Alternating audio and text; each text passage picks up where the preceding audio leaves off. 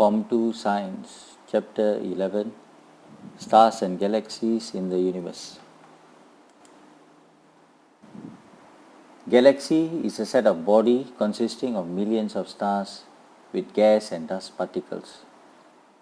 Galaxies come in many forms, such as spiral galaxies, which you can see in the diagram below or in the textbook in photograph 11.2.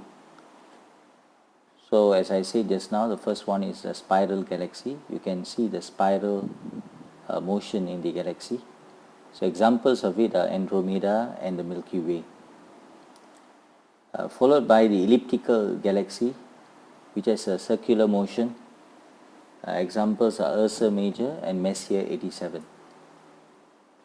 And the third form is irregular. That means there is no shape there. And examples are small Magellanic Cloud and large Magellanic Cloud. Alright.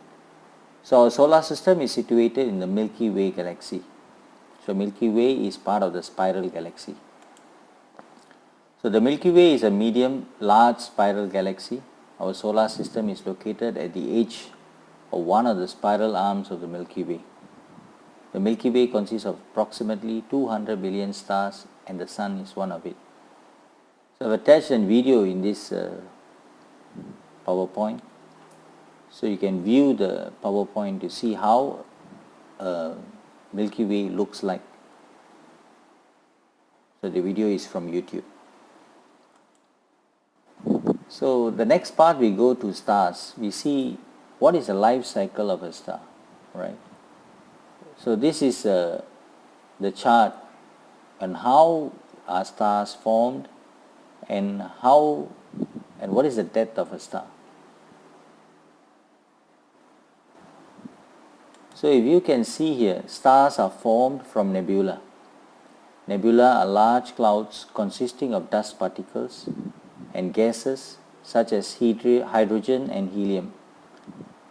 The gases and dust particles in a nebula are pulled by a strong gravitational force which causes it to form a globe.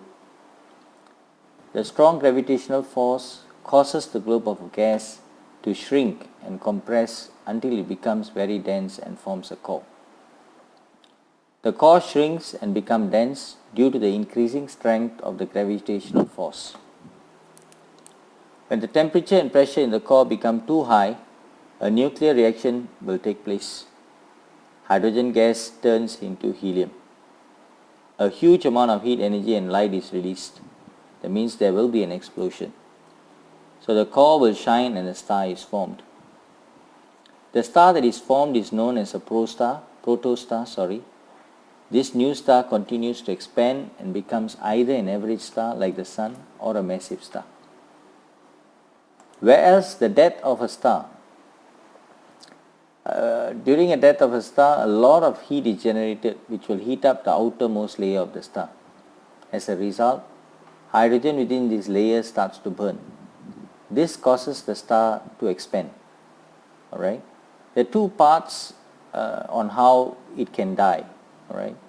So one of the stage, the star appears red in color and it's called a red giant. If the red giant is not massive, a white dwarf is formed. However, if the red giant is big enough, it contracts so quickly that a big explosion called a supernova will occur. A supernova is extremely bright. It can be seen in daylight as a result of the explosion. A neutron star is formed if the original star is a large star. If the original star is a super large star, a black hole is formed.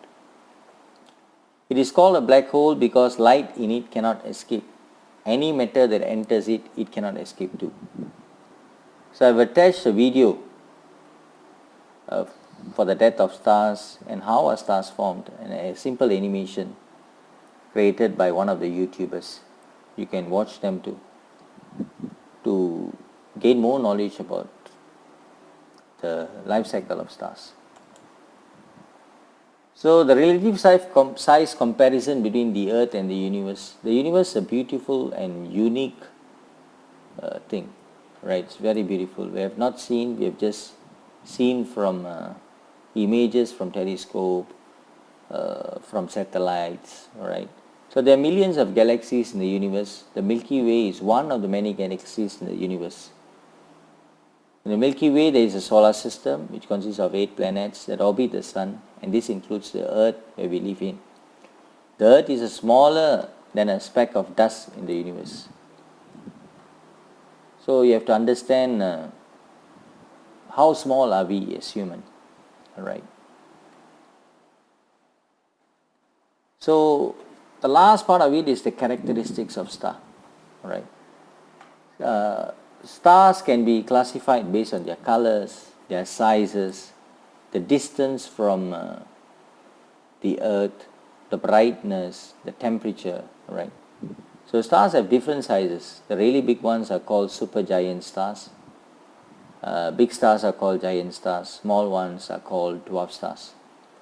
Right. So you can see the comparison, the size of stars. Supergiants are red color, giants are orange color, and the smaller ones are yellow color.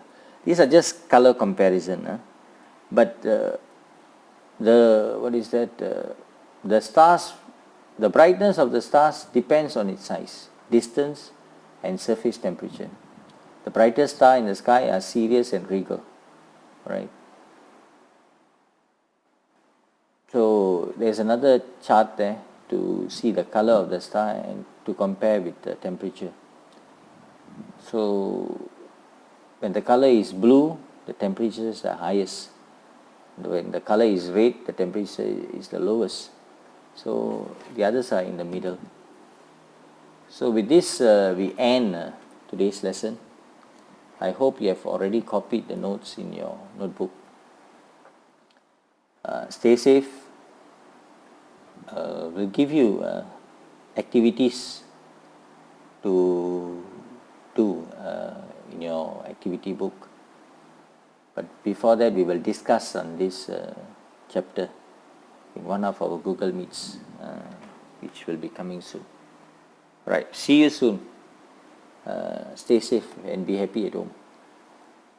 Right, take care. Bye.